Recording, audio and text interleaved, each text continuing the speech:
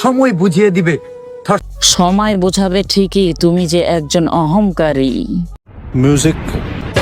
সবারই ফেসবুকে তুমি বিনা কারণে মারো স্ট্রাইক। তোমাকে নিয়ে আমি একটা ভিডিও বানিয়েছিলাম আমার এই পেজটাতে, তুমি বিনা কারণে এই পেজে স্ট্রাইক মেরেছিলে।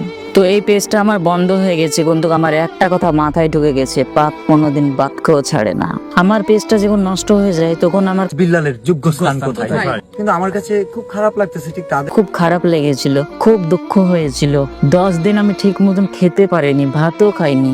এবার বুঝতে পেরেছো, পাপ কোনোদিন বাপকেও ছাড়ে না। পরের ক্ষতি করতে গেলে নিজের ক্ষতি হয়, এই কথাটার উত্তর পেয়ে গেছো নিশ্চয়ই। তুমি যখন আমার পেজে কপিরাইট মেরেছিলে তখন খুব খারাপ লেগেছে, আর এখনো খারাপ লাগছে। তুমি অন্যের পেজে পেজে এখন ভিডিও বানিয়ে বেড়াচ্ছ, নিজের একটা পেজ নেই, এটাতে আমার খারাপ লাগছে। 2 নম্বর কথাটা এতক্ষণ বুঝতে পেরে গেছেন, অহংকারী, সবারই পেজে স্ট্রাইকার মেরে বেড়ায়।